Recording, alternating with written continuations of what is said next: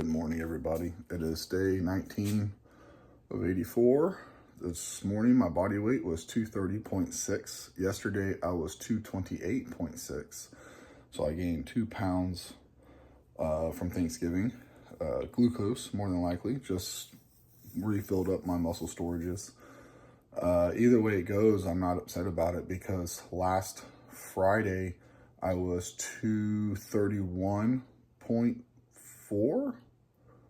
I can't remember, but I was up almost a pound from last Friday to this Friday. So even still, after eating the way I ate yesterday, my weight has still came down from last week's Friday. So even with Thanksgiving yesterday, I'm still on track to lose weight this coming up Sunday. So I should be down regardless from where I was last week. So it's still going to be a win.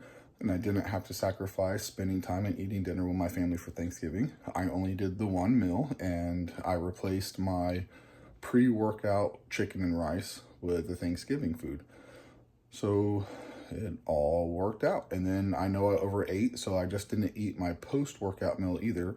So my pre-workout meal at 3 o'clock became my pre and post-workout meal. Then I just continued as regular at 9 p.m. and then went to bed after I ate my dinner, which was chicken and lettuce. Okay, I'm going to get my food ready and going. I'm just not waking up. It's a little bit later in the morning than what it normally is when I wake up. So I'm going to go ahead and get my food ready. I'm going to eat, and then I'm going to go on my cardio. A little bit late start to the day, but that's okay. I'm off for 5 days, so I should have a little bit of leniency, right? Knowing how the body works, that's why I'm not worried about the weight increase, because I know my muscles just stored it in the tissue as glucose, so that weight's going to drop pretty fast. Especially tomorrow is low carb day, and that's going to definitely strip that weight back off of me. And last week I lost 3 pounds, and Thursday I was where I was on Sunday, so my weight was falling pretty fast anyways as it was. So I know that I'm going to be down this Sunday no matter what. Plus a little fluctuation of water weight is not really a big deal for me. There's no way I ate enough food. There's 7,000 calories to put on a 2 pounds of fat, and I just didn't eat that much food yesterday. There's just no way possible I put down that much food in one plate of turkey, ham, green beans, broccoli, potato salad, and dressing. It didn't happen. Plus, I drank water with my meal, still worked out, still went and did my cardio. Everything's on track like it should be. And this is my last week on animal cuts, and I have to take a week off. So to be honest, yesterday I was like, man, I wish it wasn't Thanksgiving this week, because I wanted to see how much my weight's dropping every week to be a consistent 3-week, pretty much like average. And then next week when I don't take them, see what my weight drop is again, to see if my weight drop changes dramatically or if it stays the same as what it's been. So it was 2 pounds in the first week, 3 pounds in the second week. And I'm not sure what it would have been this week because if I ate Thanksgiving. I'm just going to see what it ends up being. And then I'm just going to have to go off of that and assume it would have been a little bit more than what it was. But I'm not going to add that in to a assumption calculation of average. I'm just going to go off of the data that I have and then see what happens next week being off the animal cuts. And then again for another 3 weeks. And I want to see what happens those next 3 weeks and see if those are actually what's making the difference in my weight loss. And if they are, well, I guess I found a supplement for fat loss that works amazing for me. Okay, I'm going to cut this video because the dog's doing some indirect cardio today. We're shopping. So get this, went to Vitamin Shop, and today Vitamin Shop has a deal, buy one, get one 50% off. So I bought 4 of my animal supplements that I normally get. They're all around $50. So because I got 4, I got 50% off of 2. So basically I got 1 for free. So if it's 50, 50, 50, 50, it's $200. I got 50% off of 2 of them. So it's basically buy 3, get 1 free, but a legitimate sale price of buy 3, get 1 free. If you buy them all at the same, if you buy the same supplement at the exact same cost, you literally get 50% off the next purchase. So I bought 3 items and got 1 for free. And those are supplements that don't go, they have a long expiration date. So, and I'm going to use them up, so they're not going to go bad. So that was a huge deal. I almost bought 10 packs, to be honest, just so that way I could have got 5 at 50% off, which would have been really cool.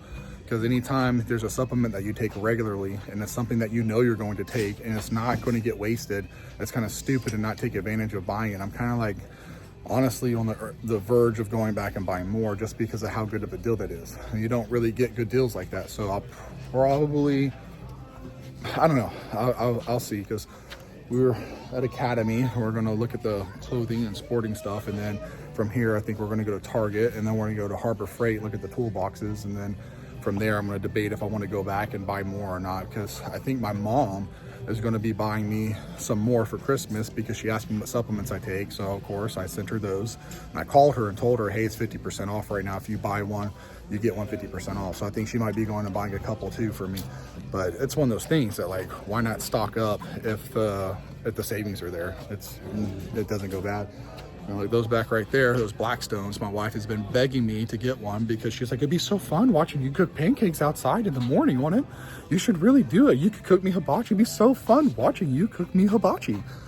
So we're gonna see if those are on sale too, and whatever else, because I know they have a lot of sales today. But it's like, is it a real sale or not a real sale? Because I know what the costs are of things, because we come a week or two in advance and check out the actual prices, and then we just say, okay, yes, it's a sale or not. And you know it's a real sale if they discount the register. If they change the prices on the shelves, it's not a real sale. But if you have to go to the register and then they discount the 20, 30, 40% off, 50% off, you know it's a real deal, because the price on the shelf didn't change. You have to do the math in your head. How much is 25% off of this item? When you go to the register, they just do it for you automatically at the register. So whenever it's a discounted price, when it says 30% off and the price is the original price, when you get to the register, that's a real deal. So that's the prices that we look for. And plus, we know what the cost of everything is that we're actually looking to buy today. And I'm on the fence of building my own toolbox versus buying a toolbox. I'm not sure what I'm gonna do, because I also want to build a shed. I want to build a 12-foot by 16-foot shed with 10-foot walls and make a cardio room. Put my Stairmaster in there, put my treadmill in there, buy another treadmill, get a recumbent bike and an elliptical, and then have a room just for cardio, so I could take the Stairmaster out of the gym, and then I could have room for another actual piece of the gym equipment, like a ISO incline press or something like that. But before I can do that, I have to make the room in the gym, and the only way to make room in the gym is to either get rid of equipment or replace equipment. And the easiest piece of equipment to replace is going to be one of my power racks, because I don't need both. I don't use the small one anymore, ever. It's literally a waste of space. And then the Stairmaster could be relocated to another part of the property if I had a room for it that was tall enough ceiling to put it in. So I just have to figure that out too. Anyways, I got a lot of energy. I'm gonna go ahead and put this down now. I got enough weird stairs. Oh, and look how beautiful she is today, all right? Oh, looking so skinny. Skinny. 132 pounds, man. She's lost how much now? 30 pounds. No, you're from your original weight. Oh, 50. From her original weight, she's down 50 pounds. Since August. Yeah, she's not looking like a potato no more. I'm not like a sweet potato. Ooh. We have been shopping all day. We're finally at the last place. We were going to go to Bolt Fitness and go take a look at gym equipment because, well, why not? It's Black Friday. But I called them up and all their prices were 20% off. And I asked what the cost would be with a discount. And then I compared to what the cost was last year whenever I looked. And they increased the cost of all their equipment by 40%. And they discounted it by 20%. So it's just kind of like, I'm going to pass on that. So if anything, I'm probably just going to get a Smith machine on eBay because they have them for $1,300 right now, and they're on sale from $1,500.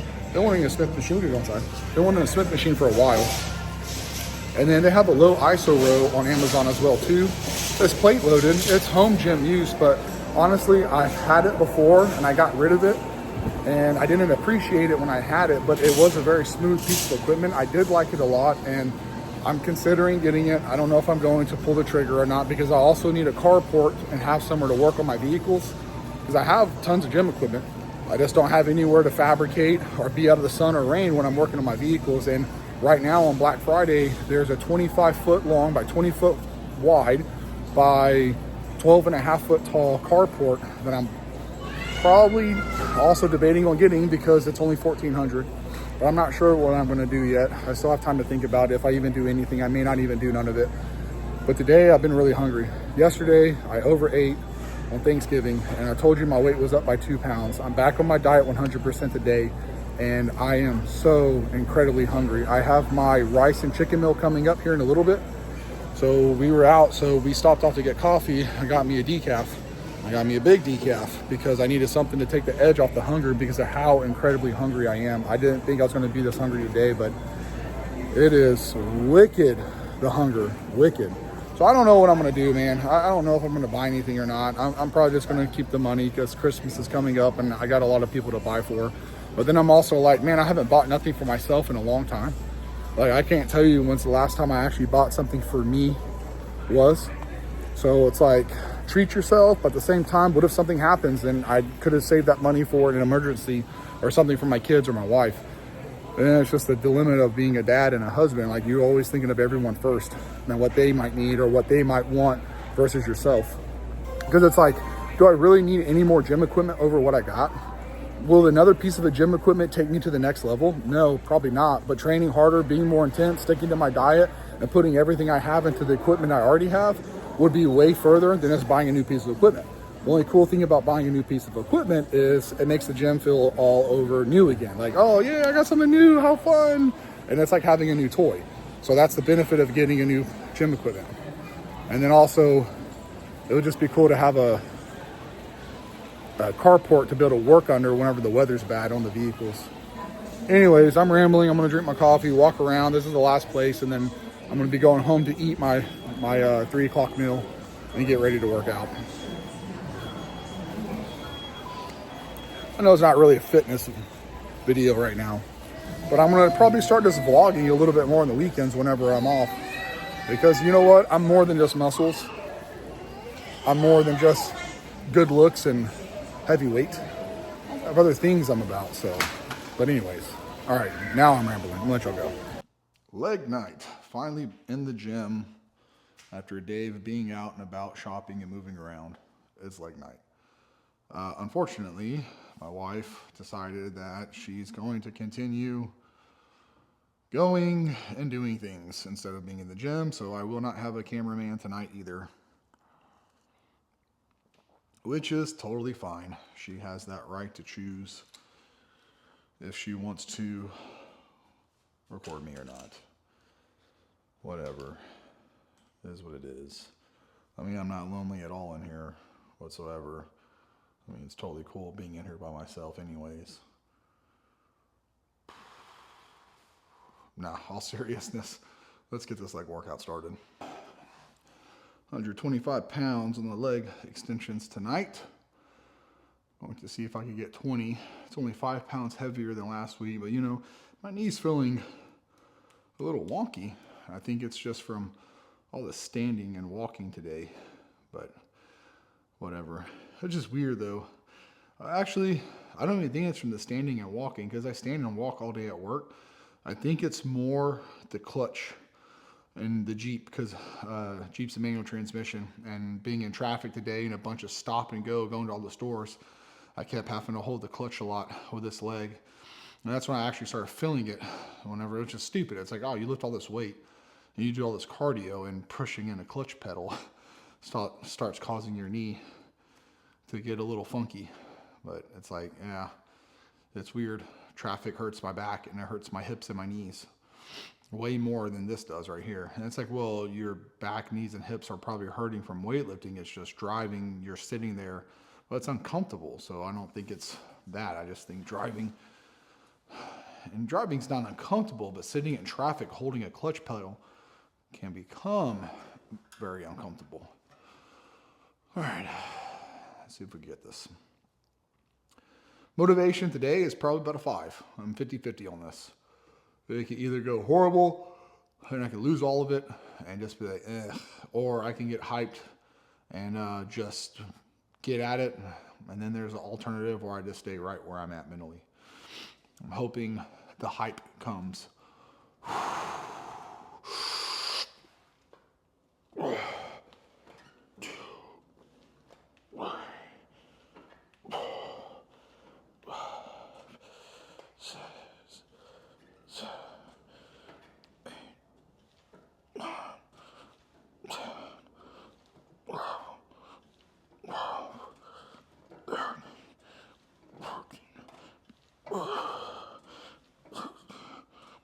All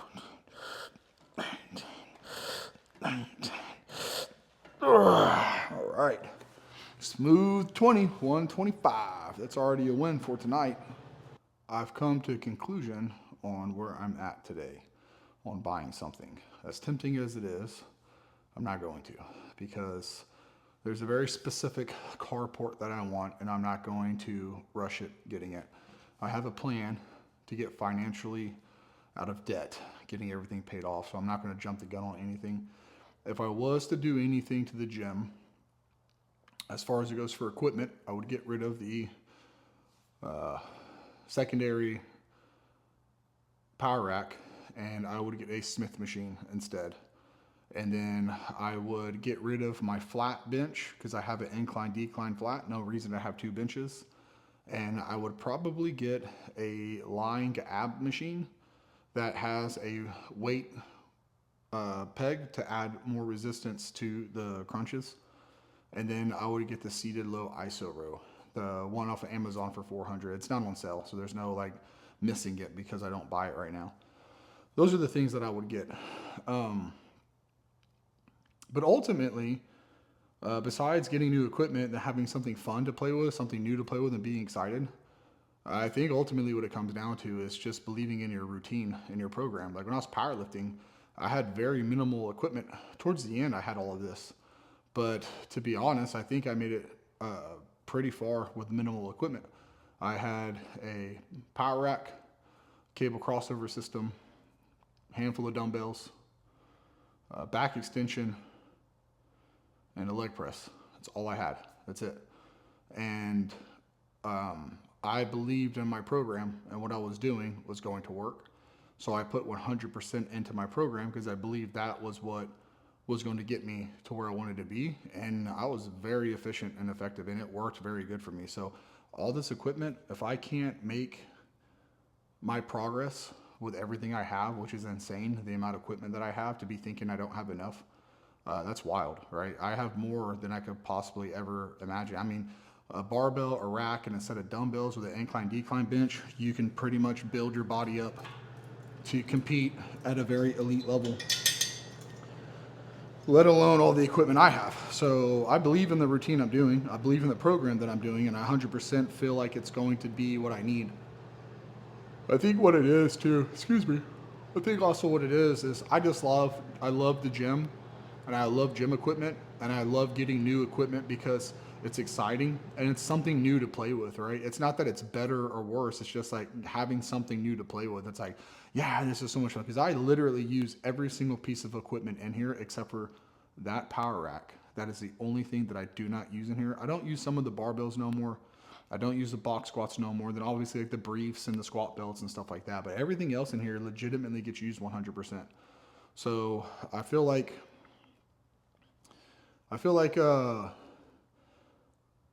spending any money on any gym equipment right now would be foolish. It would be fun. It would be a lot of fun, but it wouldn't get me any further than where I'm already heading. And this is a new weight, not a new weight in general. This is not a PR for me, but on this program it is 225. Finally back into the 2-plate range. We'll see if we get 20 reps with this.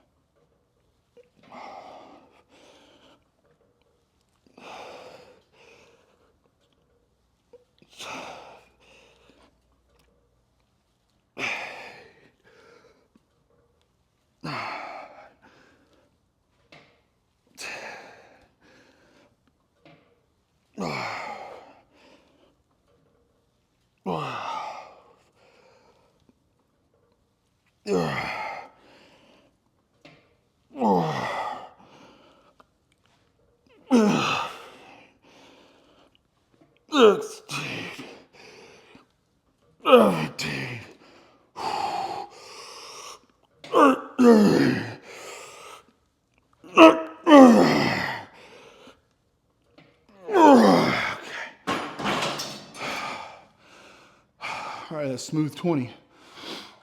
20 with 225. That's very smooth. That's a very big win tonight. 5 sets of 20, working up to 225. So that was 100 reps of belt squats. If you total it up, I'm doing 300 reps. 20 on the leg extensions, 20 on this, 20 on that. 5 sets of 20. So 100, 200, 300 repetitions on my legs. I can cut the weight, well, I can cut the reps down to 10, and I can increase the load dramatically. But where my calories are, the amount of cardio I'm doing, I'm already putting a lot on my knees and my hips. So there's no point to add a huge load on top of that. I'm going to build into it, and I'm going to work my way up so I don't have any catastrophic setbacks. Also, last week, my right hip was bothering me really bad. I had impingement in it. This week, it's not bothering me at all. I took my bar and did a lot of deep tissue, a lot of stretching, massage gun, but mainly I have a 50-pound bar, 3-inch diameter, 2 foot long that weighs 50 pounds. And I rolled my hip flexors and adductors, my medius, my maxes. I rolled everything in here every single night for about 20 minutes a night until it just didn't hurt no more. When I put that bar on there, I was like, and it hurt so incredibly bad. About 20 minutes a night. After about 6 nights, I could sit it on there and just no pain. So I broke up all that tissue that was giving me issues. So doing a lot better. Knees still a little tender, but I think that's from the diuretic. Ultimately, the most powerful tool in your toolbox is your mind.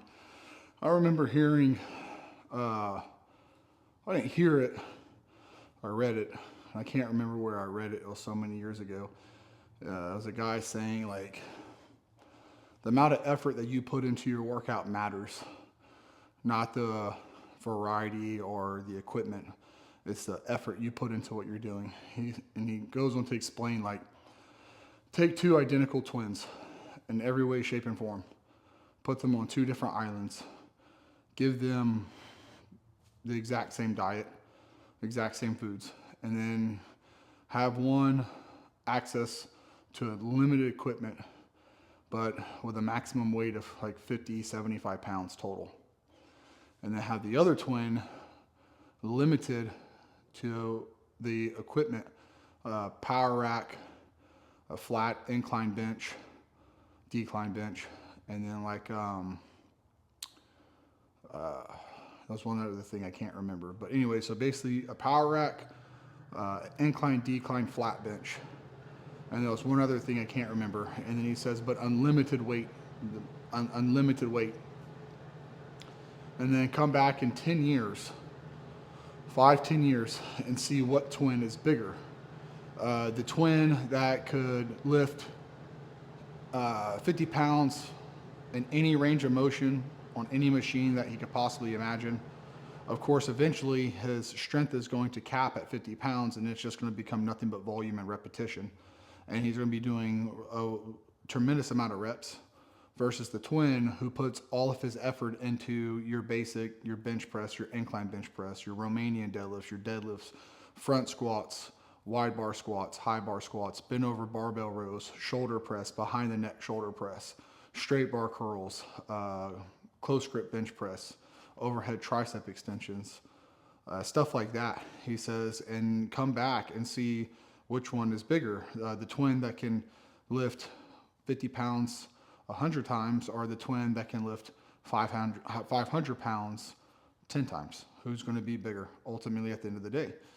It comes down to the effort that you're willing to put into the minimal amount of equipment and the maximum amount of effort you can put into something. It comes down to mentality. I mean, you don't need a lot of variety. What you need is a lot of effort. And then it reminds me about what Ronnie Coleman said. Ronnie Coleman had 2 routines that he would do, and he would never change them. He had 2 routines, and he would train 6 days a week, train everything twice a week, and he would go between barbells to dumbbells and machines, and he would alternate the workouts. And he never changed it in 20 years, and he was like the greatest bodybuilder of all time. But like I said, gym equipment is just like getting a new toy. It's fun.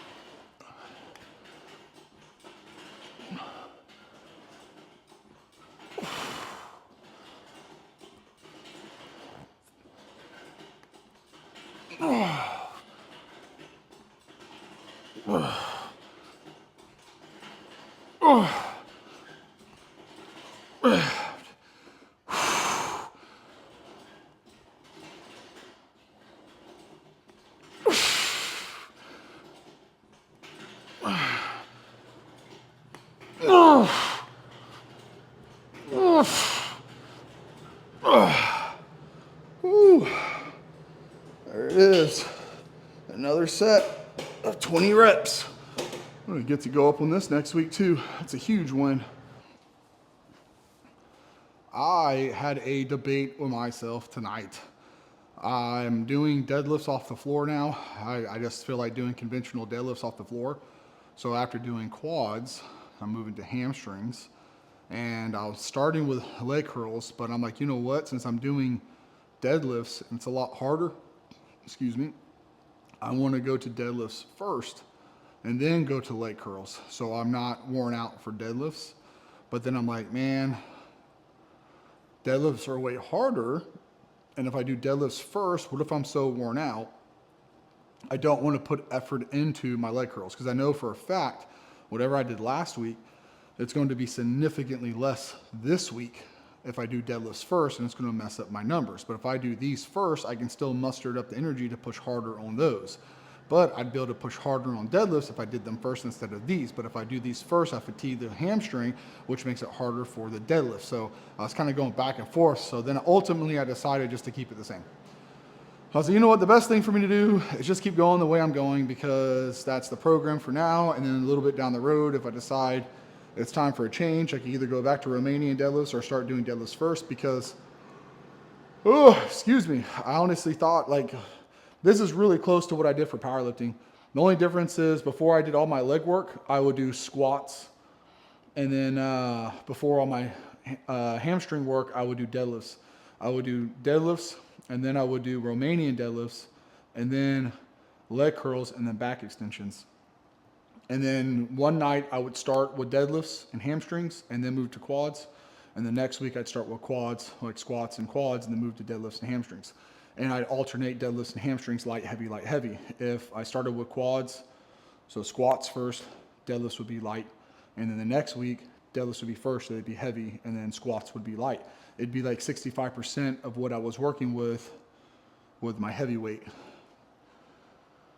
So I thought about, man, why don't I just go right back to doing my full powerlifting routine and just to hell with it, just for my lower body, but not doing percentages of 1 rep max, like doing deadlifts, but for sets of 8, doing squats for sets of 8, and then moving on to everything else for sets of 20. So sets of 8 and then sets of 20.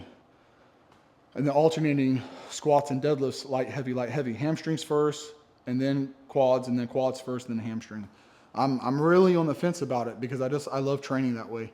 I don't know. We'll see how it goes. Another thing, real quick, if I put my knee right at the edge of the pad, if I put my kneecap right at the edge of the pad, it hurts the back of my leg. The pad doesn't roll, and it drags my hair and pulls the crap out of my hair and my skin. But if I put my quad further down and my knee further off the pad, this pad hits my leg just right and it feels super comfortable. For the longest time, I hated doing lying leg curls on these, and I avoided it. I just didn't do them all together. I tried wearing socks with them. I tried putting something soft over the pad. I tried a bunch of stuff, and I just could not get it to be comfortable. It wasn't until I started laying on here, right, instead of being like this right here, right, I scoot down to here. And this is so much more comfortable being way down here than it is the alternative. All right, here we go. The 75. I don't think I'm going to get 20. We're going to see what I can get. Or 75? 70. 70. Tonight it's 70.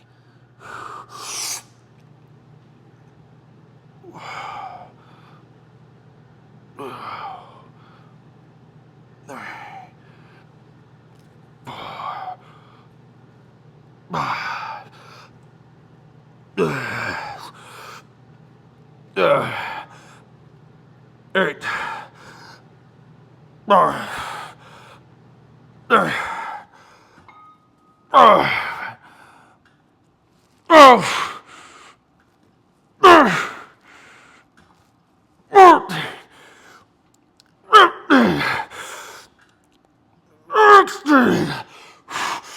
Oh, that's it. 16. Whoo, man, that burnt quick. That burn came fast, man. It just got significantly more intense very quickly. Good set, though. Well, I think I messed up. And not like I hurt myself or messed up my routine, but I think I messed up mentally by watching a bunch of strongman, the world's, no, not world's, strongest man on earth, Brian Shaw Classic, aired last month. At least it was streamed on YouTube. And I just got around to watching it. Well, me and my wife, we were chilling on the couch, aimlessly scrolling through YouTube on the TV, and it popped up, and she was like, hey, we haven't watched that one yet. I'm like, no. So we put it on, we watched the deadlift event, the tire deadlift event, and we watched the log press, the strict press, the keg toss, all that stuff. And it got me missing strength sports. It really did, made me miss being strong. Like I started itching real bad, like, man, I miss those days of just coming into the gym and just not caring and trying to lift as much as I possibly could. Those were the days, man. I miss those so much. So after I got into doing leg curls, I moved to deadlifts, and I was like, all right, 5 sets of 15. And I went to go do my first set, and I stopped. I'm like, do I want to do 15 reps on deadlifts? I mean, it keeps the fatigue low, but what is deadlifts? Do you really want to go light on them? No, I don't. I really don't. So I was just like, you know what I'm going to do? I'm going to do sets of 5 up to my top set, which was supposed to be 225. Well, this is 245. So I have gone over my top set by 20 pounds. And I am going to do this for as many as possible. Instead of doing it for a set of 15, I'm just going to rep it in strongman fashion, like pretty much as many as you could possibly handle. Why? Because that's what I feel like doing. I'm not going to change my routine at like 100%, but if I feel like changing something up while I'm training, I'm going to change it up. Like, I'm not locked into a program. I was just saying earlier, your mind is the most important tool you have, because your willpower and your mental fortitude can take you a lot further than having a bunch of equipment. Well, and that minimalist mindset, talking about when I first started powerlifting, I had very minimal equipment. I had hardly anything. I had a handful of dumbbells. I had a power rack. I had a bench, a cable crossover, and a leg press. That's all I had. I didn't have a lot of equipment. And most of my work, 90% of my work, was done in the power rack. And I gotta say, I loved it. I loved it so much. So I'm not gonna go and change my whole entire routine and throw everything out the window. But what I am gonna do is I am going to do a little bit, I'm gonna mimic. Now, whenever I was powerlifting, it wasn't as many reps as possible. It was very structured. I had 2 different routines I went through. One routine was 2 sets of 10, 2 sets of 8, 2 sets of 6, 2 sets of 5, with the exact same weight on the exact same sets for 3 weeks. And then I would go up in weight, and then I'd go up in weight, and I'd do this for 3 waves, and then I'd deload, and then I'd come in for 3 weeks, and I'd peak my percentages, and then I'd max out, which would be a competition. I'm not doing that no more. Whenever the other routine I did, I would do sets of 5 up to 50%, and then I would do singles up to my top set, and then I would do 5 reps with my top weight, and that was it, and then move to accessory work. And the reason why the reps are so low, 5 reps, so if you did 400 pounds, you would rep 5 reps up to 200 pounds. And then when you hit 200 pounds, you do singles up to 400. Once you hit 400, you would pull for 5. After that, you move on to accessory work. That was very effective too. And then I also did a lot of DC training, which was just basically you warm up till you feel warmed up, and then you have your top weight, and then you go for as many reps as you can humanly possibly get. And that's what I feel like doing. So I'm not going to go necessarily back to powerlifting, but I do feel like doing some high intensity deadlifts with just going as many as possible. When I was powerlifting, I never hit failure on my deadlifts, my squats, or any of my assistance work. I don't care what it was. Tricep press down, straight bar curls, side laterals, hack squats, lunges, Romanian deadlifts, squats. It didn't matter. I would never hit failure, ever. The goal was to increase reps every week to a certain number. And then once I hit that number, the goal was to go up in weight the following time. So if the goal was 12 reps, I would build my reps up. So if I hit 7 hard reps next week, I hit 8 and I stop. I improved. I don't need to go to 9. I hit 8. Next week I go to 9 and then 10 and then 11, then 12, then I jump weight. And then I start back over. If I got like 9 and then it'll be 10 and then 11, then 12. Next week I go up in weight. And it might be 10, 11, 12 and I go up in weight. And then I might hit all 12 and then I might hit all 12 and then I drop down to 7. And then week after week, 7, 8, 9, 10, 11, 12 up in weight. I never would fail. I would never hit a rep that I would not hit. I never, ever wanted to train my body to fail and miss a rep. That's just how I was. And it worked. And it was a very good training protocol for me. Now, I have a tweak in my back. I've been dealing with it for some time now. And I just cannot get it to let loose. I debated on going to the chiropractor today. Probably should have. But I didn't.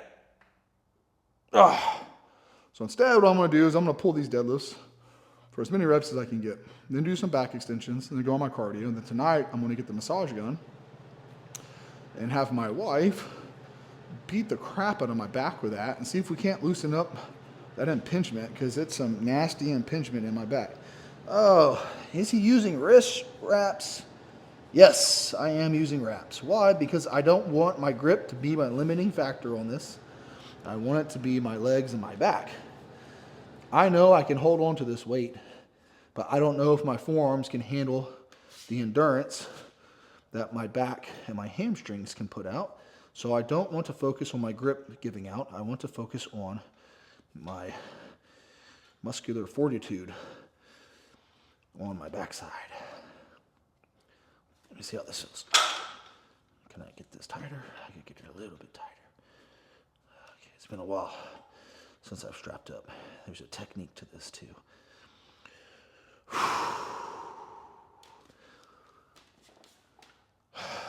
All right. For old time's sake.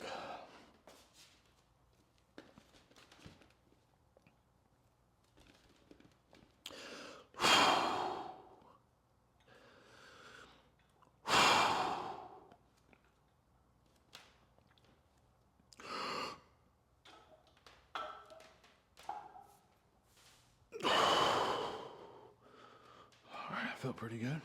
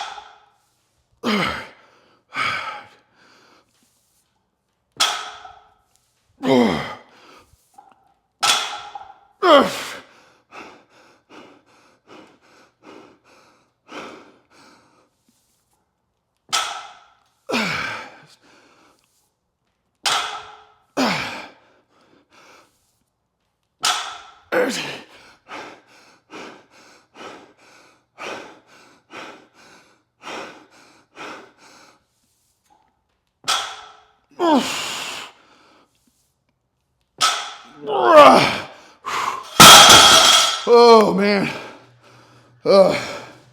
20.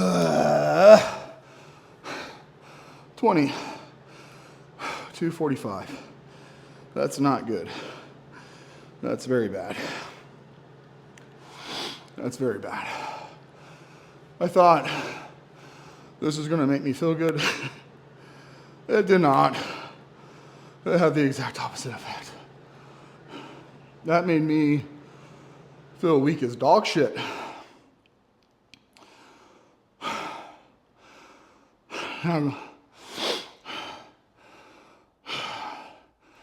Last time I really honestly pushed myself on deadlifts was my last powerlifting meet when I got injured years ago. And I think I was 34. That was like 4 years ago. And man, 245, I would have ripped it off the ground like it was nothing. Back in my late 20s, early 30s, I could do 455 for sets of 20. I could rep out 315 for 20 like nothing. Barely be breathing. And now I'm struggling so bad, 245. But I got the benchmark. So I think my rep goal is going to be, I think it's going to be 15. And if I hit 15, I'm going to go up in weight. So I'm not going to stop at 15. I'm going to try to get past 15 because next week I'll go up by 10 pounds. And if I go over 15, that means I'm just going to be that much stronger for my next weight jump. And I'm going to continuously have that mindset until I hit under 15. And then I'm going to continue to build the reps up to 15 week after week after week. Now here's the kicker. I kind of want to start doing squats again the same way. But if I do squats, I'm going to wear my squat briefs. There's no glory in getting hurt, so I'm probably going to wear my squat briefs, buy some new knee sleeves maybe, wear my knee sleeves and my squat briefs. Maybe do the same thing and alternate. So like if I start with hamstrings first, I'll do deadlifts and then leg curls and then back extensions and then come in and do light squats. And then the next time I come in, I'll do heavy squats. And then when I do deadlifts, instead of doing deadlifts, I won't even touch deadlifts. I'll do Romanian deadlifts. And I'll build the Romanian deadlift. And by building the Romanian deadlift, I'll indirectly build my deadlift back up. I don't know. I gotta think about it. I'm gonna keep everything else the same. I'm gonna do belt squats, hack squats, and leg extensions for 5 sets of 20. And I'm gonna do leg curls, back extensions for sets of 20. But deadlifts, I think I'm just gonna put deadlifts and Romanian deadlifts alternating weeks. I used to do deadlifts, then Romanian deadlifts, then back extensions, leg curls. So technically, if I wanted to do that, I would have to add Romanian deadlifts back in and then alternate heavy light on squats and deadlifts. Because man, if I can build up a 315 squat on a box squats, I'm not going to free squat. But if I could build up a 315 squat for 15, and a 405, 455 deadlift for 15, that's some pretty big legs, a pretty thick back. It's a pretty strong stomach too. And I think that might be what I do. I want to think about it this week, see how I feel. I put my hardest day on Friday, so I have Saturday, Sunday to recover from Fridays. So even if I'm in here for a long time and I beat the snot out of myself, it really is irrelevant, it doesn't matter, because the next day I have a day off. This is going to sound pretty stupid because of the danger involved in it, according to everybody, but I just got done doing deadlifts. Well, when I got done doing deadlifts, I unloaded the bar on the ground and I went to go pick up the 135. And I was stiff-legged with a completely rounded over back. I pulled up. And I felt that in my hamstrings, my glutes, and my abs really, really, really, really hard, like all through here. So I was like, huh. So I did it again. And then again and again, I did it for a set of 8 and I racked it. I was like, man, I felt that in my abs harder than anything I've done. That was really, really hard on my abs. And I felt that in my glutes and my hamstrings, like freaking crazy. So I waited a minute or two and I did it again for a set of 8. Again, nothing but abs and glutes and hamstrings. I waited 2 minutes and did it again for 8. And I gotta tell you, it felt amazing. Like it felt like nothing but abs, glutes, and hamstrings. Like I was like, okay, like definitely can feel my abs, my glutes, and my hamstrings, like the weaker areas of my body by doing this. I was like, are these really that dangerous if you do them light enough? Like if I do them so light that it feels like nothing in my hand and I could do 20, but I stop like at 8 to 10 when the burn sets in and rack it. Like I would just get stronger in a really bad position. So if I'm ever in that position, I would have the strength to hopefully get out of that position without getting hurt. So, as odd as it sounds, I think I might start doing those after deadlifts instead of Romanian deadlifts. Maybe I'll do 3 sets of Romanians and 2 sets of those. I don't know. Maybe I'll switch it up every week.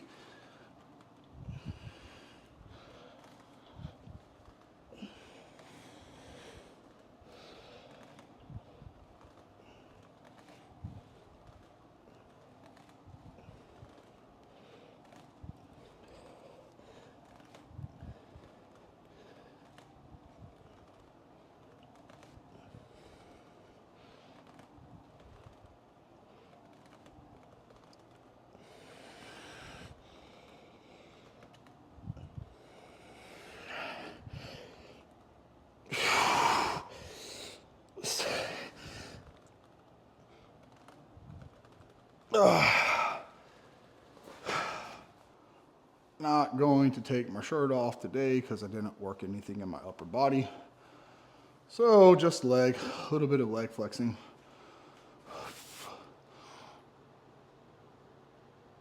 The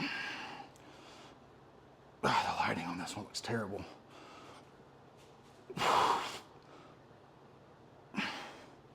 It's so hard to flex. Oh, when your legs are pumped up. Oh.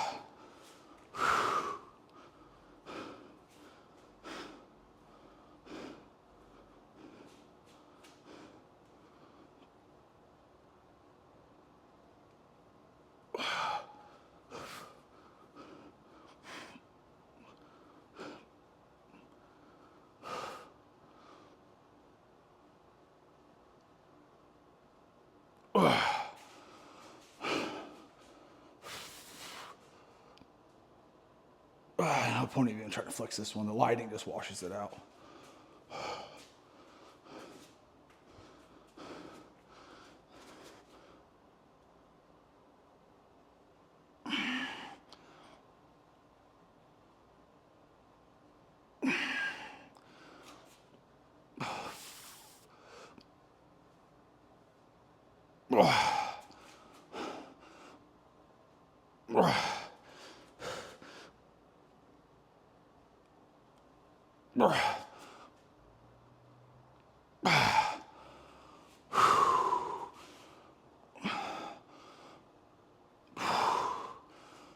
All right, I think that's it for legs. For being 50-50, I think that went pretty well. It went from being like, all right, I'm in here, whatever, and it could have either tanked and went bad, or it could have escalated and went really well. I'd say it escalated and went really well. Deadlifting off the floor, doing as many reps as possible, playing around with something new. Felt great. It was a good workout. Everything about it was wonderful. It's just been a good day all the way around. It's hard to stop being out and about and doing things with my wife and just having a day to hang out with her and then having to stop in the middle of it to come home to work out and train. But, at the end of the day, it's only 2 hours. I know it's 3 hours of my cardio, but still, like if I want to make this happen, I can't make excuses. I can't let things distract me and take me out of that mindset of where I need to be to get to where I want to go. So, um, another day in the bag. I'm going to finish my walk. You guys have a good night. I'll see y'all tomorrow.